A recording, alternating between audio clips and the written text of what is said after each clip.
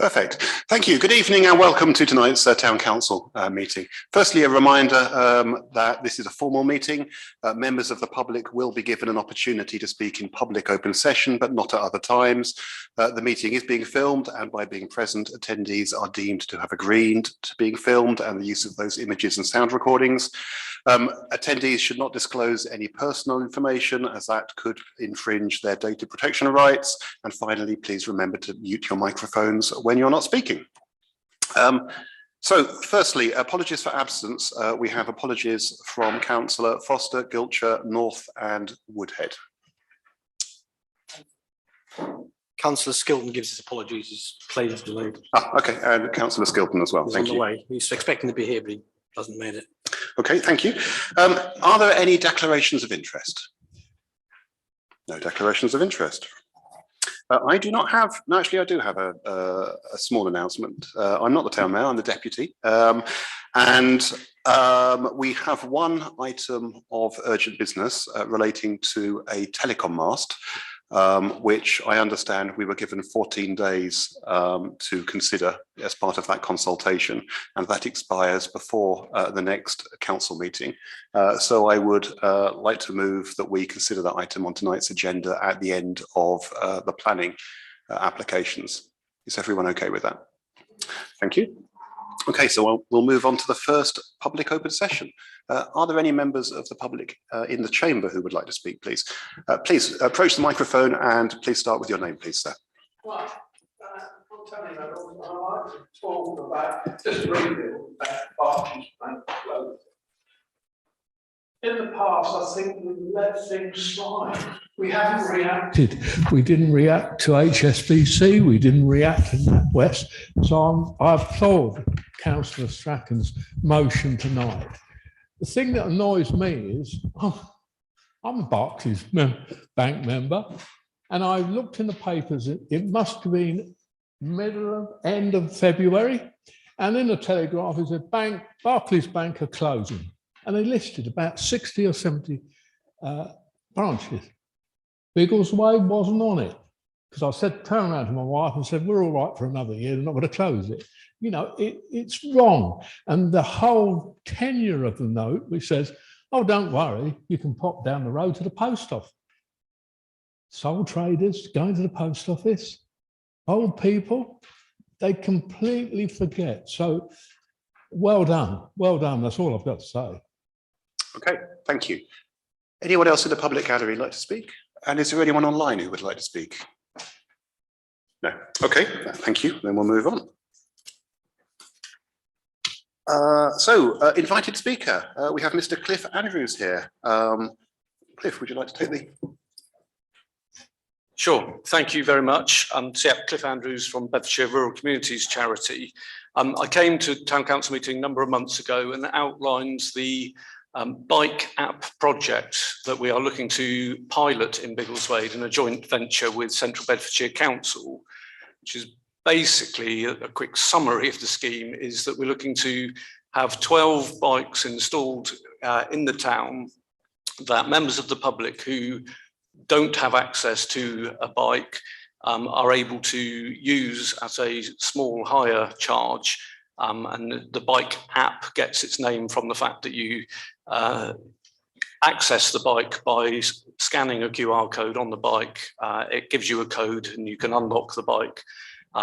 It's a very small monthly payment for membership, or I think it's £1.50 per hour of use for anyone who chooses to sign up. You don't have to join as a member.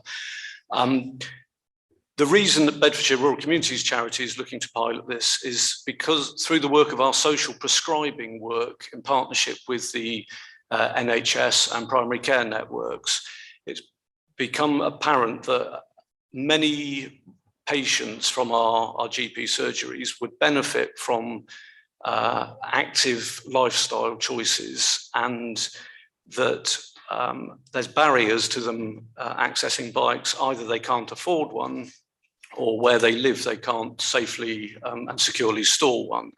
And so we're looking to support particularly those clients, but this scheme is open to the whole community, BRCC in this pilot phase will actually pay that membership fee for those referred patients to us to make it genuinely free. So it's a 12-month pilot, and the idea will be that there will be 5 or 6 locations around the town that are approved hubs, if you like, where these bikes can be picked up and dropped back off to. And in looking at a map of the town and where the sort of proposed hubs are, there wasn't anything suitable in that south end of the town in the Lakes residential area. And so, having previously discussed with Town Council the desire to use the existing bike stands that we as BRCC installed as part of the Biggleswade Green Wheel at the Dan Albone car park and Franklin's recreation ground, we would like to install 4 more stands identical in the same format on the edge of the Grassmere green space. And so we've provided these maps. Hopefully everyone now has page 2 as well, which not only shows the location, but also has a picture. That picture is actually of the ones at the Lakes Recreation Ground. They will stay there, but it was felt that they're a little bit out of the way and not necessarily self-policed sufficiently for the new bikes that we're seeking to install to be looked after properly. So really that's the proposal, to install 4 bike racks on the edge of the green space. To confirm, it is up on the raised bank, not down in the bottom area, which can occasionally flood. And it's immediately adjacent to the surfaced bridleway, which is one of the main spokes of the Green Wheel. And so, yes, that's our proposal and request, to be able to move ahead and install those racks. Once those racks are installed, we will be able to launch the scheme and hopefully within a few weeks get those 12 bikes into town and being used. Thank you very much. So this is one of the first items on the agenda, but while Mr. Andrews is still at the table, are there any questions for Mr. Andrews, please? Councillor Thomas. Is there any proposal to have a maintenance type system going if something goes wrong with the bike, or can you report it, that sort of thing? Yeah, sure. So users of the bike through the app are able to report if there's a problem with the bike that they have used. The bike app scheme, the company that run it, will be able to tell where that bike has been left. They will seek to come up once a fortnight and do a quick maintenance check anyway. But if ever at any point in time, 2 or more bikes are reported to have faults, meaning they can't be used, then they will seek to come up sooner and make necessary repairs. Councillor Albert. So when do you anticipate the scheme actually commencing? As soon as we're able to, really. So if following tonight's meeting we were given the go-ahead, we would seek to install these racks hopefully within the next 2 to 3 weeks. And as soon as we know the date that we can install them, we can book in for the bikes to arrive even that day or the next day. So hopefully the end of June, very early July, but certainly ahead of the school holidays is our target. Any further questions? Okay, well, thank you very much for coming. If you wouldn't mind hanging around for a few minutes just until we've covered that item of business, hopefully there won't be any more questions and we'll move on swiftly. Thank you. So item number 6, members' questions. Do we have any members' questions this evening? No, no members' questions. So then, Councillor Patel. Okay, mine's in relation to Lloyd's Pharmacy, which at Sainsbury's. Since the announcement of the closure, I have spoken to Boots and Lloyd's. And there's no intention of opening Sundays or late night pharmacy. So my query or my concern is, once Lloyd's, I think they've stopped dispensing now anyway, the town has now been left without a late night pharmacy, and also for Sunday as well, there isn't any pharmacies. The closest one I believe is Bedford. So I'm not sure, can this be put on the forthcoming agenda, or can we approach Boots or Lloyd's to see if they would be proactive in providing longer hours? I have had an initial conversation, but it's not economically viable for them. I'm not sure if we could write to head office or do anything to assist in them providing that service. Okay, thank you. So I'm not sure we can answer that question in the room tonight, because it's not really a matter for the town council, but I think what I will do is talk to the clerk afterwards and see if we can think of an appropriate follow-up action or a following agenda item. Maybe we can take that offline. Thank you. Any other questions? No. Okay, then I will move on to minutes and recommendations of the meeting. Meetings, we'll start with the town council meeting from Tuesday, the 23rd of May. And if we go through it twice, the first time for accuracy, so it's page 8 in the pack. So, Councillor Strong. Yes, Mr. Deputy Mayor. We have a mayor and a deputy mayor here, not a chairman and a deputy chairman. Could I ask that, as we are privileged to have a mayor, that we actually use the phrase mayor rather than chairman in the minutes, and the same for a deputy mayor, Mr. Deputy Mayor. Thank you. Duly noted. That saved me signing them this evening anyway. Any other comments on page 8? No. Page 9. Page 10. Page 11. Page 12. Councillor Alburn. So 12A, financial administration. The wording is a little out. I think there's a double negative in there. So no accounts were not available. Okay. Available for this. So the word "not" could be removed. Noted. Thank you. Councillor Strawn. Yes, item 13A, the resolution, at the council's concern that there is no certainty of the crossing from Biggleswade. That doesn't really ring true in terms of explanation as to what it is, as to there's no explanation as to the future of crossing from Biggleswade to Norville, something of that nature, but it says no certainty. That doesn't actually read quite right. Okay. Could you repeat your proposal for what it should say, please? There is no explanation as to the future crossing from Biggleswade to Norville. Is everyone happy with that? Okay, you can note that, please. Okay, thank you. Any other comments on page 12? No. Page 13. Page 14, and that's the exempt minutes. Okay, so with those two amendments, is everyone happy that they're accurate?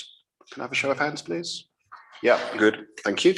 Okay, so shall we go straight through to the accuracy of the minutes from the annual statutory meeting on the 16th of May? So that's page 15 for accuracy, please. 16, 17, 18 and 19. Councillor Strawn. Yes, on item 15, the name Cawthorne has been spelt Hawthorne in the second paragraph. So could we please correct that so it's Cawthorne rather than Hawthorne? Of course. That's unfortunate. Thank you. Thank you for spotting that. Anything else on page 19? No? Okay. So is everyone happy to approve those with that one change? Yeah, everyone's nodding. Great, thank you. Okay, so we shall now go through a second time. Councillor Skilton has joined online, by the way. So starting with the minutes from the 23rd, this time any matters arising? Any matters arising on page 8, page 9? Councillor Strawn. I assume under item 6, members' questions, third paragraph, we haven't heard anything from Barclays Bank. Thank you. Anything else on page 9 arising? Page 10, page 11, page 12, page 13, or page 14? Nope, okay. And then we'll move on to matters arising from the annual statutory meeting. Anything on page 15, 16, 17, 18, or page 19? No, okay, thank you. So that is the minutes and matters arising. So we move on to item 9, items for consideration, and the bike hire scheme. So we've had an introduction already from Mr. Andrews. I guess we could take the report as read unless there's anything to add, Mr. Lord? Only that I forgot to add the second page of Cliff's attachment, but that's with you all now in a hard copy. Thank you. Okay, so who would like to go first? Councillor Russell. I think that now that we've heard the explanation from Mr. Andrews about where the hubs will be and what will be there, that I would like to propose that we accept the recommendation to proceed with the scheme. Okay, is anyone willing to second that? Councillor Thomas, thank you. Okay, any other comments? Councillor Agnew. Do we have any restrictions age-wise as to who is going to be allowed to use the bikes? So the agreement that a service user has, that has to be an adult. So an over 18 has to sign, when they sign up to the app, has to be an adult. The bikes are adult bikes, and they're not the type of bike that younger people would find attractive to want to be riding. So this is a scheme for adults. Yeah. I have a second one follow-up about the insurance. What if the bike gets stolen? And I know you do have the tracking mechanism, but still, how does that all work? Yeah, so the app bike company that we're doing this through, all the insurance is covered by them, and they take the hit if there's repeated problems. Yeah. Councillor Patel. This is just going on to the insurance aspect as well. If the bike's involved in collisions or damage, etc., is that covered by that insurance as well? Is it rather than just? It is, yeah. Okay. Any other comments before we go to the votes? Councillor Thomas. Is this a scheme that's run elsewhere and successfully elsewhere is what I mean? Yeah. So schemes like this run in numerous places across the county, across the country. Within our locality, Central Beds have used this provider for a scheme in Houghton Regis that was launched back in the autumn, and that's running very well. That was where it's provided as a Section 106 requirement from a developer. Thank you. So of course this was discussed quite extensively towards the end of the last council session, and I think we all understood that there was no liability on the town council as well at that point. So if there aren't any further questions, shall we go to the vote then? So who's in favour of the proposal to proceed and grant permission on the basis of these plans? And that looks like it's unanimous. That's fantastic. Thank you. Thank you, Mr. Andrews. Okay, that takes us to item 9B, which is land north of Biggleswade. Councillor Russell, would you like to introduce this, please? Thank you. You have the report from Mr. Hosseini recommending that you approve the draft letter. I've been told that the application will not now go to the next Development Management Committee, but I haven't seen that in writing anywhere. So I think we do need to try and submit a response tomorrow to make sure that our response does go to the committee with its papers rather than on the late sheet. So we met as a small group of people and talked about the format of the response, and I then went away and put things together. It's very much recognising that the DMC is a new DMC and there will be people on there who don't have any past history of this planning application. So it tries to put in the letter all the points that need to be made, with the relevant documents as appendices so that people can dive in where they want to know more. And it draws out the fact that it's not only this actual planning application that we've opposed, we've been opposing development to the north all through the preparation of the local plan as well. So I have noticed, before anybody else says, that there is one spelling mistake at the bottom of page 26. The difficulties it faces, not is faces, so that will certainly be put right. I look forward to comments from other people. I mean, you'll see that we had the report that the council asked for from the transport consultants, which basically reiterates what they said before, and they say that there's nothing in the latest papers that deal with the issues that we've raised. And also you'll see Sandytown Council's response, which is very supportive of the way that we're proceeding. So over to colleagues, please. And thank you for your work on this, and indeed all the colleagues and officers who've helped prepare this proposed response. Okay, other comments, please. Councillor Thomas.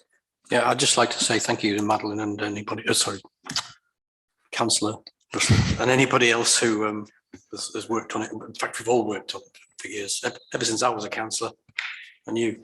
But is there any more else, anything else we could possibly do to make this clear to the DMC committee, the planning committee, that this shouldn't go ahead? I think we've probably done everything we can, but is there any more we can think of doing?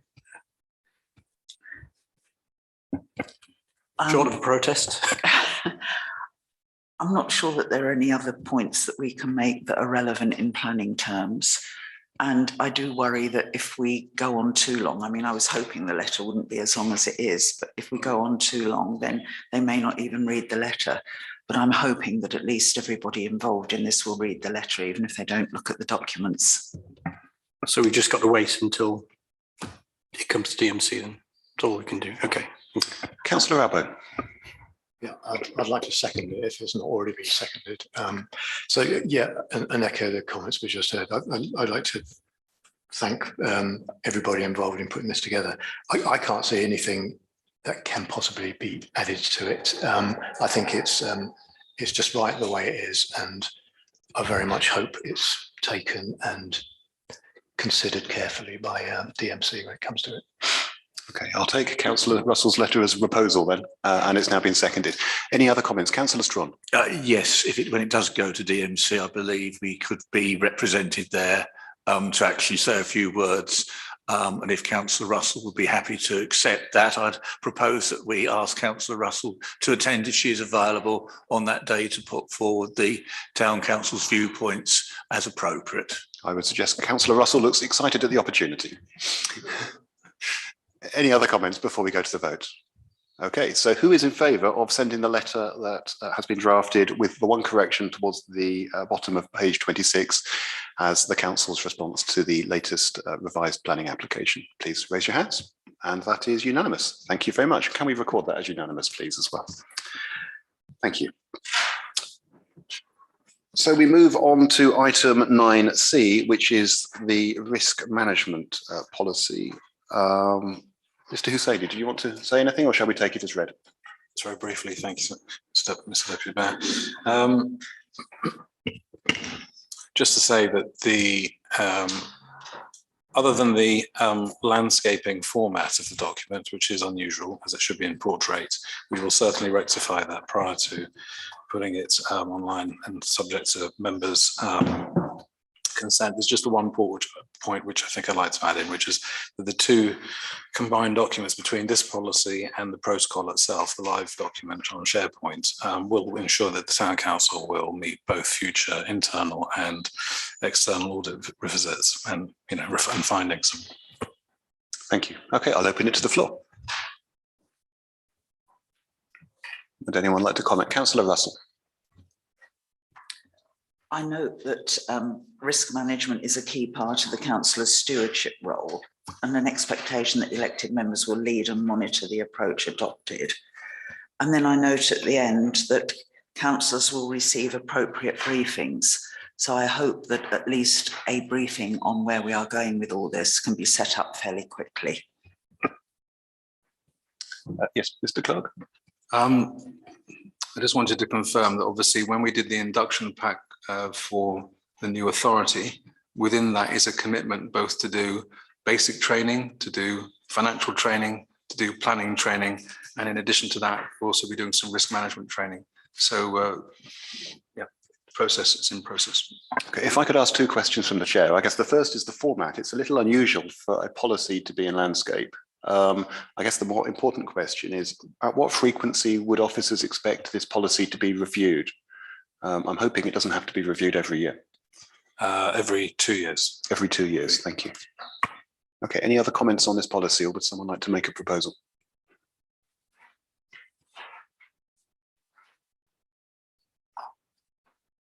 Councillor Thomas. I propose we accept the policy as written. Okay, would anyone like to second that? Councillor Patel. Okay, any further comments? Councillor Strong. Yes, the recommendation is that approve the updated risk management policy and enable the officers to publish it on the town council website. So, yeah. Okay, I think that's consistent with the proposal. Okay, we'll go to the vote. Who's in favour of that following the recommendation, essentially? Please raise your hands. Unanimous again. Thank you very much. Item 9D, which is the Public Works Loan Board item. Mr. Clark, would you like to say anything about this? I'll be very succinct. Just wanted to reiterate very clearly here that we're not committing ourselves to any future borrowing requirements. It's very clear that once priorities have been further determined, the council at the moment is making an application for up to £325,000. The reason why we're bringing this back to council is that there is now some latest DL-UHC guidance, which stipulates what sort of worded resolution they're expecting to support the process. We have submitted the application, but to make the chances of success even greater, this is a type of wording that they would expect to see. So I hope they were able to support it. Thank you. Okay, any comments on this, please? Councillor Strong. Yes, Chairman. In view of the advice and recommendation of the town clerk, I propose that we resolve in the manner set out. It seems to be the best way of achieving the result of getting the finance so that we can continue with our aims. We only pay for it if we actually draw it down. This is enabling us to have what we need to cover the next year. Thank you. Is anyone willing to second that? Councillor Albo. Okay, any further comments? Okay, so the only question I have from the chair is in the third paragraph from the bottom, it says it's intended to increase the council tax precept by just over 1%. Should it say by up to 1%? Because of course the amount we actually would raise it by would depend on how much of the loan is drawn down. That's a very sensible suggestion. Is that acceptable? Are you happy with that? No, I'm more than happy. I thought this was the wording that was the appropriate, but up to is a better wording. Okay, any further comments? Okay, let's go to the vote on that, please. Who's in favour of revising this application as set out? Unanimous again, thank you. Item 9E, which is a revision to the schedule for the next F&GP meeting. I think it's fairly self-explanatory. Any comments on that? Okay, is everyone happy with that? Yep, okay, everyone's nodding. Done. 9F, Unity Bank and signatures update. Again, I think this is fairly self-explanatory. Any comments? Councillor Strong. Move it as set out. Okay, seconder? Yes, several. And can we have a vote on that, please? Yep, that's got more than half. Thank you very much. Okay. That moves us to 9G, which is Barclays Bank closure, and I think I should go to Councillor Strawn to introduce this, please. Thank you, Mr. Chairman. I must confess that as I'm a Barclays Bank customer, I have a non-pecuniary interest in the way as a large number of the populace do, so I feel I can actually speak on this. It came to our attention a couple of weeks ago just that Barclays Bank had announced that it was going to close. It kindly provides a leaflet explaining all about it, and it's actually written to people. And it talks about consulting with the community, etc. But they've already made the decision. So that's all very nice and supportive that they're going to consult, but they're just doing it unilaterally. Now, we've already heard from a member of the public today the concerns over the usage, because the post office is not an acceptable alternative, because they say you can pay in cheques there. Yes, you can pay the cheques in, but they don't actually go into the bank account on that day. They get posted to the bank and then they get lost, because that does happen. So it is not as straightforward as that. You can draw cash from the post office, but there will be limits on that. They will not have the kind of cash that the businesses in the town will need. They come to consultation and they say how they've carried it out, and that 89% of people who use our branch have also used the app online and by phone. But that means 11% of them have not. And also, one usage is deemed to be one of that 89%. So you could have another 50% of them who'd used it once in the year and not. So it's all very disingenuous. And then less than 10 customers use this branch regularly as the only way to do the banking. And then they come to the only way to do the banking. People who've only used the cashier service in the branch 12 times or more in the last 6 months and didn't use online or telephone banking, our app, or any of our other branches. So very selective in how they do their calculations, because for the last 4 or 5 years, certainly pre-COVID, you were physically stopped from using the counter by the staff and pointed to the machines in there, because you could actually do it in the machine. I was trying to use the bank counter for as long as possible so that I could actually keep the staff in work and keep the bank open, because it was quite clear what their intention was. And then 18% have used nearby branches. Well, so people work in other places, so they might, of course, they use other branches, but nearby branches are going to be St Neots and Hitchin.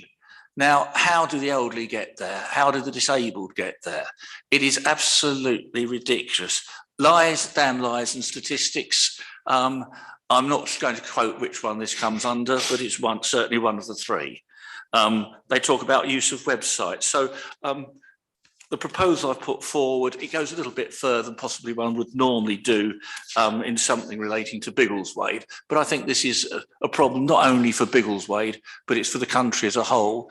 One of the papers I read is regularly pointing out the number of branches being closed without consultation. And this is very much the tip of the iceberg. Once Barclays goes, there will only be Lloyds. And having been in Lloyds recently and spoken to service staff there, they don't know whether they'll be open next week or not. They'll get about 20 minutes notice before the closure is announced, I understand. And this has got to stop. So I feel that A, we should be making representations specifically on behalf of the people of Biggleswade to the bank and putting forward arguments. And I've got several that I will put forward and share with the clerk if that would help in due course. But I think it's really the principles, whether we object and raise the points in the manner that I've suggested. And the reason for taking it and getting our MP to raise it in Parliament is I think this goes far beyond Biggleswade. And I think all town councils should be fighting in this manner for their people. And I think that we should do so. It may be a foregone conclusion, but when a bank patronises and is so condescending in the way they say, oh, we're going to close, by the way, we're going to consult, and then we're going to give you feedback a fortnight before we close down.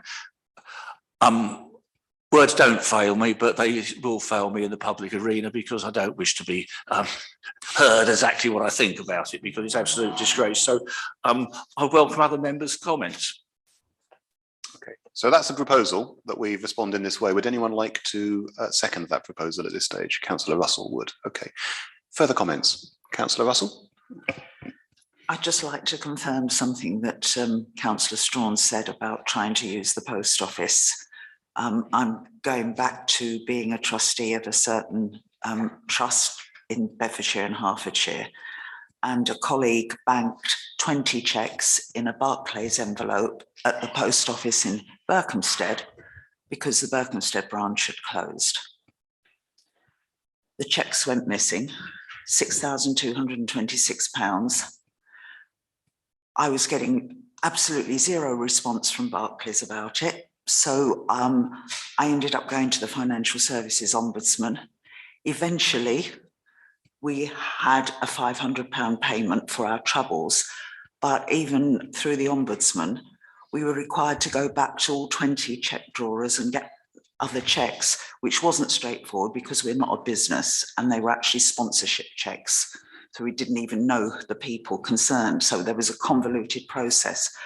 We've eventually got back 95% of the funding, but it's been tortuous. So I think Barclays are abominable the way they're going on. And certainly I've used Barclays in Biggleswade a lot for that particular trust. And I agree with everything that Councillor Strawn has said. They don't want to serve you. They keep pushing you towards machines. And I take great pleasure in playing the dumb old lady and making them do the work for me at the machine. Thank you. Further comments? So an observation from the chair, I wonder whether we should also be reaching out to Lloyd's nationwide in Halifax because they still have branches. And I wonder if there's value in having a dialogue with the businesses that are still committed to Biggleswade ahead of any business decisions they may take. Because I think if they were, for example, to make a commitment that they will remain open for the next 5 years, then that's something that we could actually potentially promote and say, look, if you're not happy with Barclays and you're looking for somewhere else to take your business, these organisations are committed to remaining here.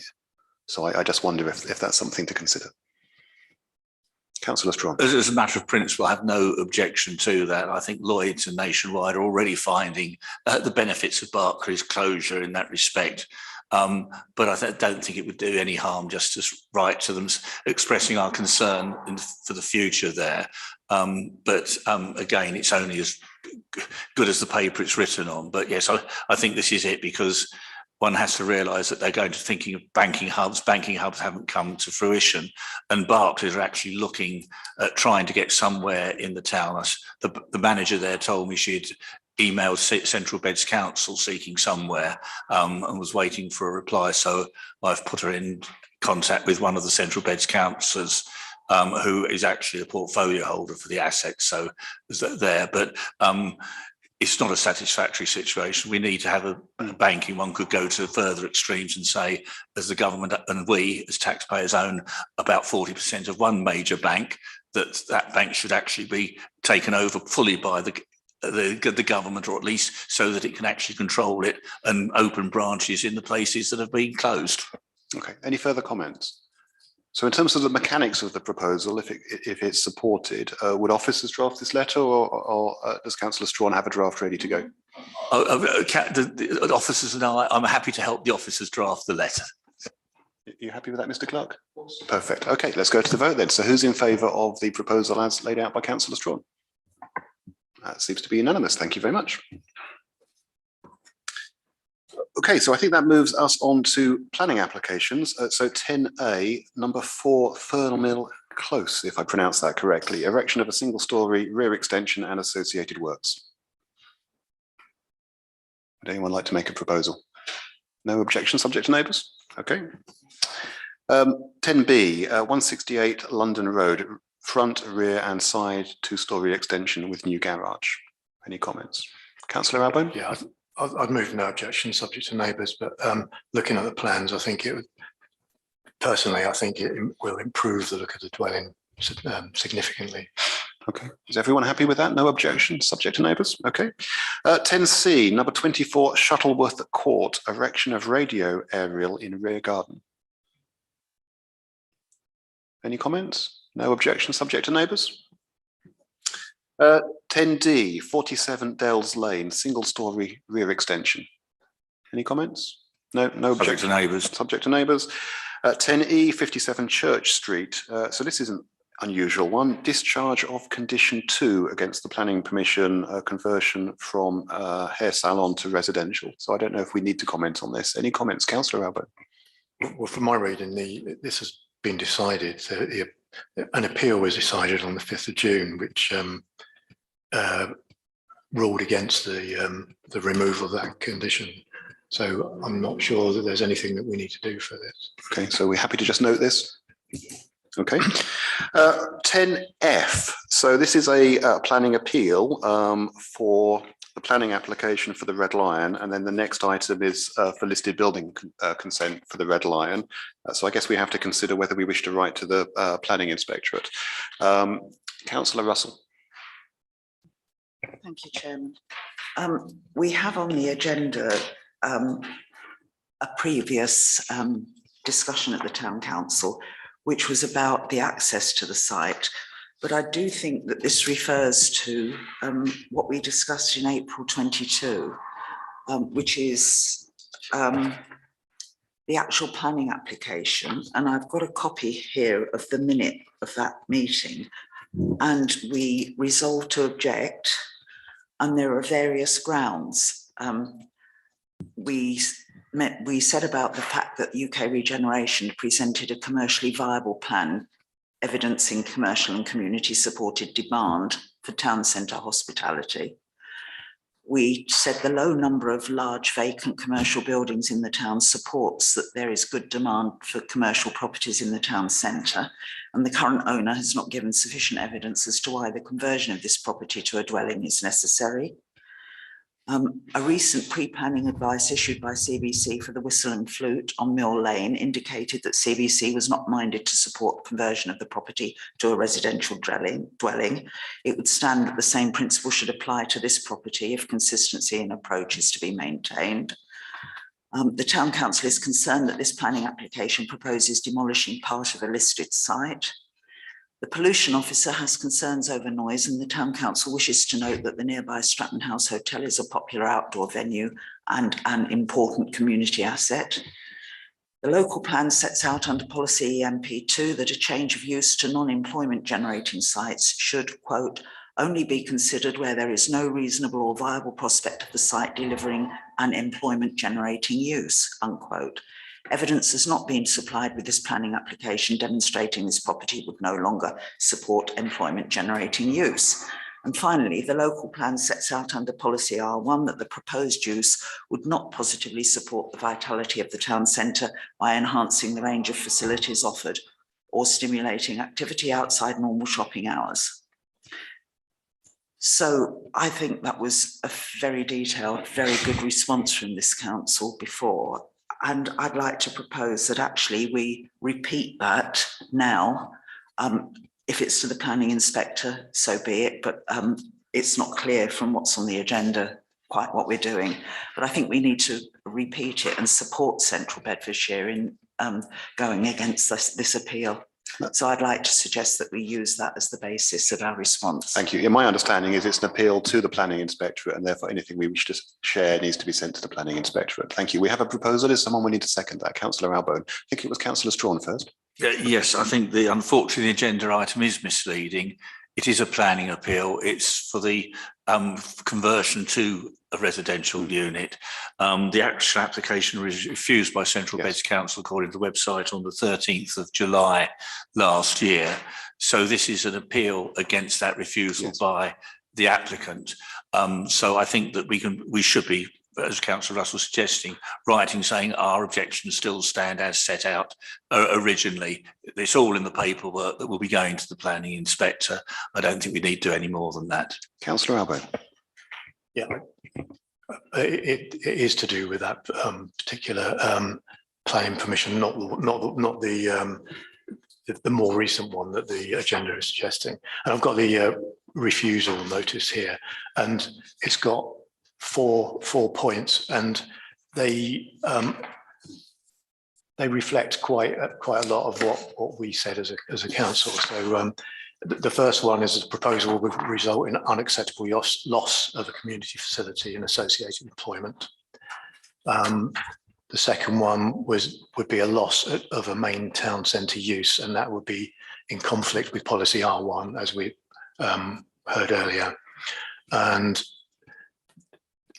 insufficient information to demonstrate that the future occupiers of the development would not be unacceptably impacted by noise from traffic and the use of Stratton House Hotel. So that reflects very much what we said. And the last one was about obstructing the highway. Because I think the original application wanted to move the exit and entrance in a similar way to the one we considered recently. So basically this is saying that there's not sufficient information to demonstrate that the proposed development would not result in the obstruction of the highway and impede free flow of traffic. So all of those are very much in line with what we were saying. So I think sending those in again to the planning inspector is. Thank you. And given the next item on the agenda is the listed building consent, would it be one letter covering both the listed building and the planning permission appeal? I assume so. Councillor Strawn. It might be necessary for two planning appeals. It might be necessary to have an individual letter for one. They'd be the same form. But I think if it's acceptable, we could say that we actually support the grounds for refusal issued by Central Beds on that date and refer to that letter, because that way I think it shows that our objections remain the same and we're fully supportive of Central Beds and their decision. Okay, thank you. Any further comments? Okay, so the proposal essentially is that we write two letters, one in relation to the planning application, one in relation to the listed building consent, citing that we support Central Beds in their continued refusal and outlining the reasons we originally objected. Just refer to our original objection, yes, because it's in the papers that the inspector will have. Indeed, our office is happy with that. Okay, show of hands in favour of that proposal, please. That's unanimous, thank you. Okay, so that was items 10F and 10G then. So that moves us to 10H, which is a planning application for number 70 Fairfield Road, first floor extension over an existing ground floor extension. Any comments? Subject to neighbours? Okay. And 10I, 92 Brunel Drive, single story rear extension. Subject to neighbours? Yeah. Okay. So now I'm going to introduce the urgent item of business, which is the mast modification for the telecommunications mast near the railway station. So do people have that to hand? Any comments on that, please? This is a consultation rather than a planning application. Councillor Alben. Yeah, I can't see much to object to with this. It's the mast will look pretty much the same after the work as before the work, so I don't see any reason to worry about this. So I assume the agents or the telecoms company have written directly to the town council asking for our feedback, so we should respond directly to them. Any further comments? Anyone like to make a proposal? Councillor Russell. I'd just like to say any upgrading of masts like this is to be welcomed. So I would like to propose that we welcome it and say we have no particular comments. Okay, someone willing to second that? And a show of hands in favour. Unanimous, thank you. Okay. So that takes us to item 11, which is planning application outcomes. Mr. Hussaini, I think you wanted to give us an oral update on this, please. Thank you, Mr. Deputy Mayor. Just brief, I'll be brief, thanks. So the current version of the planning decisions outcomes report, which uses the CBC planning portal as its main source, was brought in over the last couple of years with members' approval, and it's leaner than the previous version we had. Tonight's version is circa 6¼ pages long. I've been thinking about various ways of going forward with this, and just to be as brief as I can, obviously open it up for discussion with members. One suggestion is, which has been raised in the past, is that the report could actually move to include only decisions which have gone against the town council, listing CBC, DMC decisions and any item of interest within the DMC workflow essentially coming through. Officers would obviously still monitor the CBC portal for any other applications of interest and sort of engage with two-way communication with members, as we've been doing so for as long as I've been here. on this, on any items which need to be queried. I notice also there's one actually item on the decisions report tonight. I think it's the Dunton Lane Stratton Park Drive one, which goes back to 2019 with a decision pending. I mean, does it really need to, technically speaking, still be on the reports as we go through? I'll leave it open now for discussion, as I said earlier, but I mean, that probably would be the initial suggestion, just to go to a bike exception report only, which goes against town council decisions. Okay, thank you. So the question is, what would members like to see, mindful of the fact we're trying to reduce the load on officers and also the number of trees that are sacrificed in the distribution of our paperwork? Any comments? I think the proposal from office is essentially that if we object to an application and it's subsequently granted, we want to see those. Is everyone happy with that? Show of hands in favour of changing to that? That seems to be everyone. Thank you. Okay, that was straightforward. 12A, which is the accounts, balance sheet, income and expenditure, payments listing, and summary income and expenditure. Any comments on this? Councillor Strong. Thank you, Chairman. Just as an introduction, we're looking to try and simplify the paperwork that comes to council, so that the information will still be available for councillors if required, but so that what comes out is actually a much briefer form, because trying to understand, looking through all the individual items, say on the detailed balance sheet, and then on income and expenditure, is, to my mind, something for those with a penchant for figures who wants to go through everything, but I don't think it's strictly necessary for council. They're available for public inspection as and when required, if necessary, and councils can always look at that. The payments out that go out are always reviewed by at least two councillors, and they go through a process. Again, that's available. The thought comes to mind is maybe if there's a major expenditure, that might be a note on the report. And subject to comments of the town clerk and the director, finance officer. But I think we want to keep it as simple as possible. If members have got any thoughts on that, not necessary for tonight, if they could let myself, my vice chairman, or the officers know, appreciate it. But subject to that, I'd move that we note the report and approve the same. Thank you. Councillor Albon, are you looking to second that? I will second it. If Please go ahead. But I do have a query Okay. on the payment listing. So on page 67 of the pack, towards the bottom, there's a number of items to do with payment of rates by direct debit. I assume they're direct debit, but there and actually going over the page a little bit as well. There are some that look, to my naive mind, that they're kind of the same thing, in that we've got courthouse parking rates and parking courthouse rates. Now that I'm sure there's a simple explanation for how they're arranged like that, but I don't understand what it might be. So also on the page overleaf, there's a St Andrews car park rates, and two below it, another St Andrews car park rates. So I just need to be assured that we're not paying too much to central beds in rates. Okay, maybe the clerk could respond to that, and I think the clerk may wanted to say something else as well. Yeah, I think if you don't mind, I can pick up the detail associated with that outside of the meeting and confirm in writing connected to that. I'm pretty confident there's no duplicate payments, but of course I'll do that for you. There's two additional points I just wanted to add to Councillor Strawn's comments. Number one is, I think what would also benefit members, and we've already talked about this, is a single page statement that properly articulates the budget, what the projected outturn is, the logic connected to the projected outturn, yeah, and it's an easy to understand single page statement, yeah, that members can more easily critique.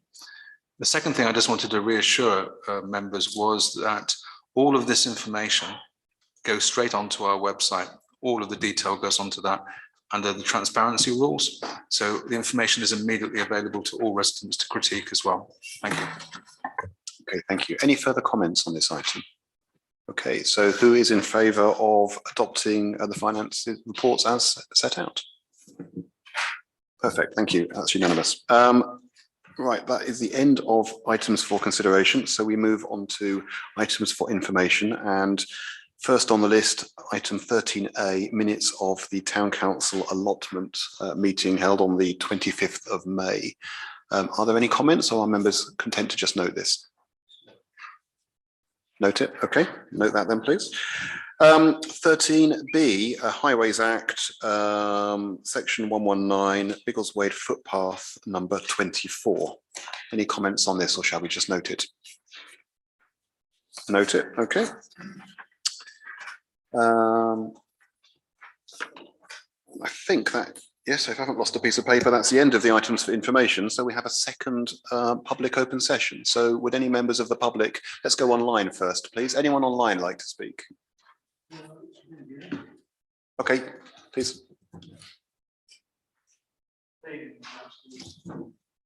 thank you in advance for your patience and your support from many times I've come to town. Seems like a lifetime. It's probably 7 years ago that I first went here. Look, you all the buildings,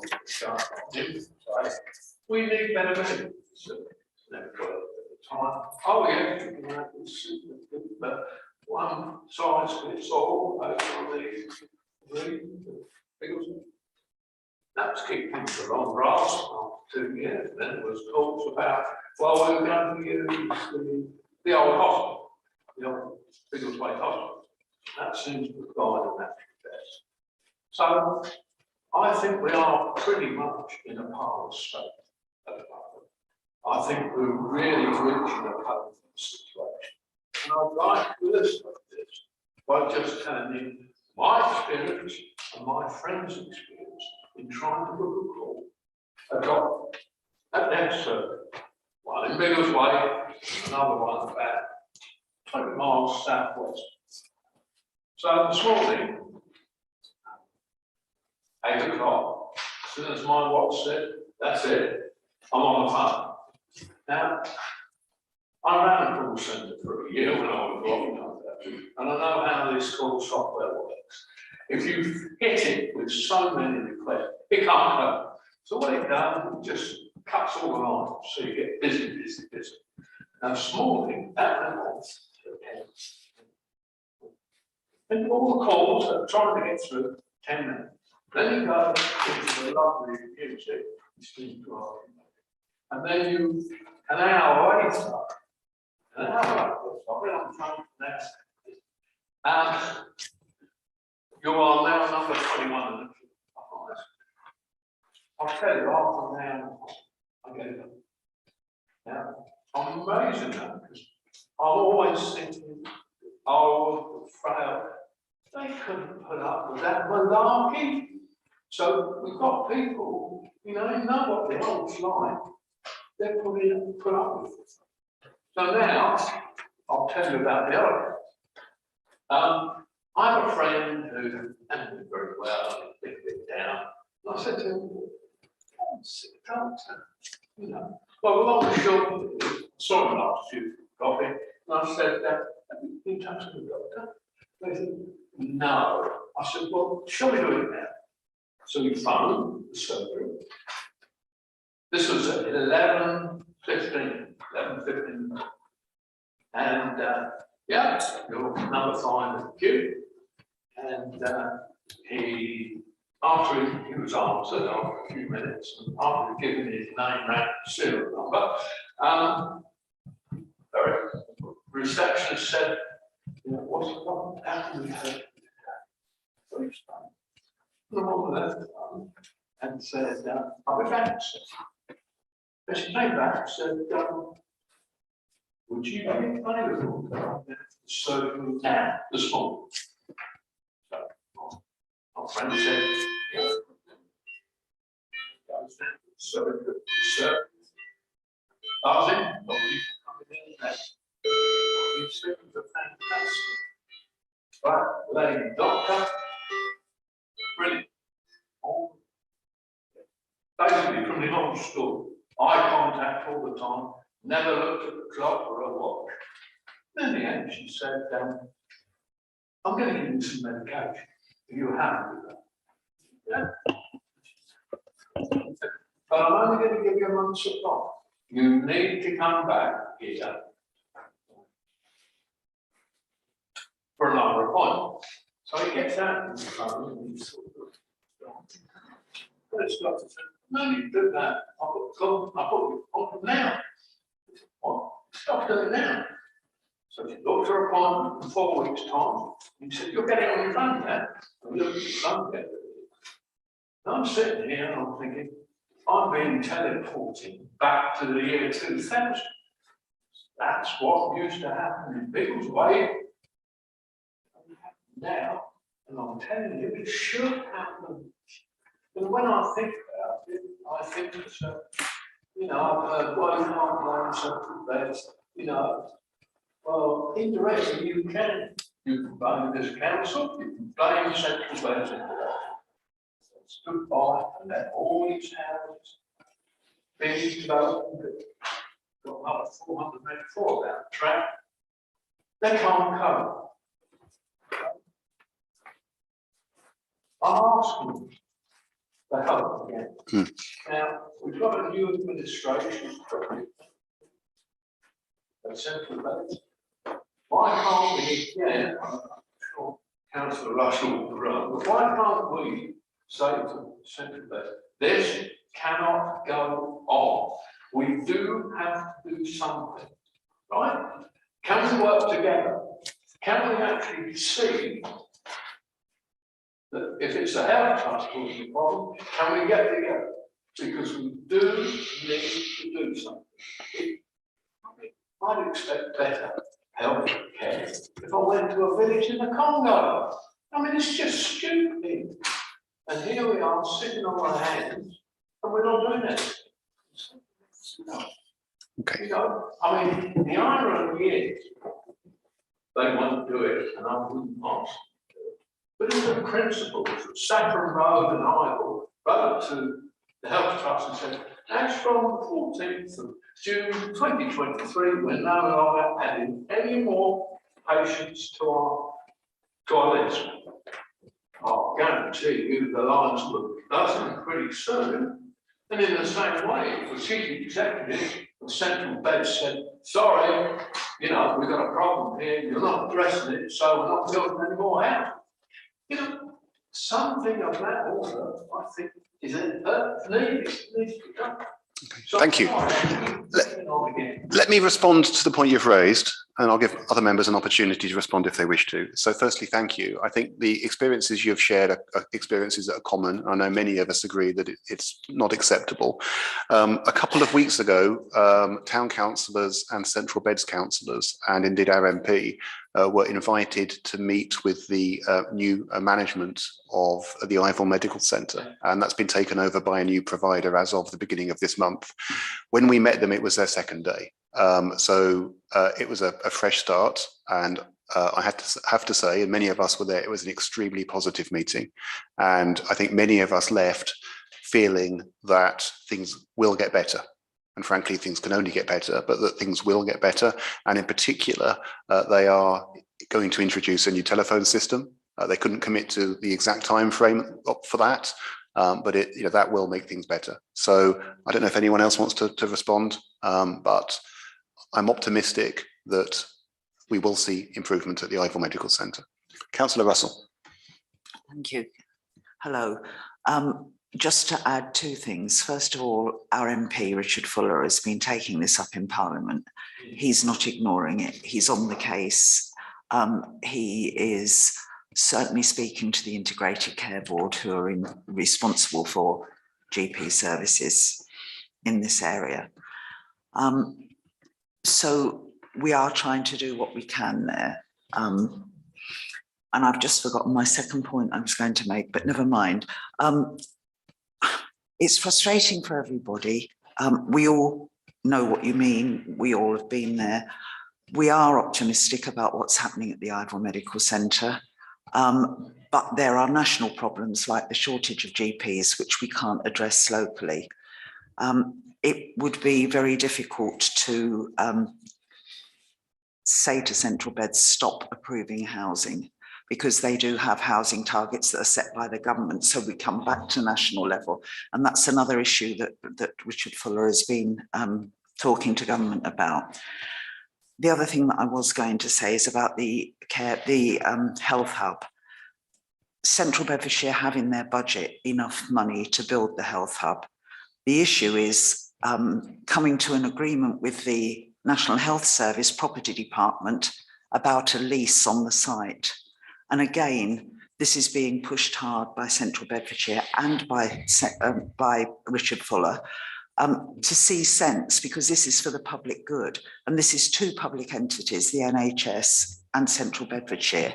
And they should be able to come to an agreement where that health hub can be built. We'll still have a problem with a shortage of GPs, but with a new health centre, it would be a much more attractive proposition if anybody was looking for a GP role. So I think, you know, it's quite important to recognise Richard Fuller's role and the fact that Central Beds do have the money for the health hub and will use it as and when they can. Councillor.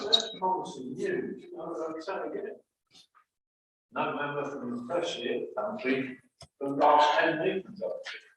You know, we don't do ourselves a lot of good sometimes, you know. I think we've just got to bang the drum a lot harder. In the same way that we've resisted the Civil Road for, you know, for the last 3 years. Thank you. Just for the benefit of the press, do actually watch us online, and actually they quite often watch the recordings. So one of the local democracy reporters is quite often observing these meetings and may indeed report on this. Councillor Strawn. Yes, a couple of positives from what my recollection of the meeting. I think they were looking at the new phone system at about the end of this month, beginning of July. They didn't want to try to introduce it at day one, and apparently they've been given priority over lots of other areas for it. On the recruitment of doctors, they were quite encouraging in terms that whilst the former practice was not able to recruit, they've got quite a few interested parties coming in as practitioners of all natures. And finally, they gave us a handout, which I had asked, actually is on our website, explaining what their aims are. That's going to be developing, so I hope it's on our website already. If you go onto our website, you'll be able to see it, which will set it all out for you and hopefully give you a bit of reassurance. I'm just disappointed that you had the experience as recently as you have. Okay, thank you. I think we need to move on. Thank you very much. Councillor Fage.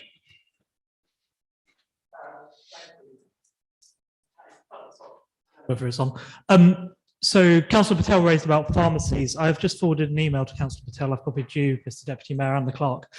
Somebody was in touch with me a few months ago from she is a freelance journalist who writes for various local and national publications, all aimed at the pharmacy sort of industry, if you like. So she knows the sector very well. I'd suggest to Councillor Patel that he takes it offline with her about sort of two things. Firstly, what can we do in order to signpost people to the services which pharmacies currently offer, because many of them sit on the phone waiting for GPs that actually they don't need to see when a pharmacist could deal with their problem. The second one, perhaps more importantly, what can we do to encourage more pharmacies to set up here? Because there is clearly a demand, there is, which is not being met by the current number of pharmacies. There are long queues outside of Jardines and others. What can we do to encourage others? I'm pretty sure that this individual will have some very good ideas on that. So I suggest he takes that up with her, and he's now got her email address, and I'm happy to join that conversation. Okay. Any other members of the public in the room like to speak? Any members of the public online like to speak? Okay, then we shall move on. So that's the end of the public open session. So we have two exempt items. So I will move that we thank and then politely exclude members of the public. Is everyone happy with that? Show of hands in favour of that. Perfect. Thank you very much. Public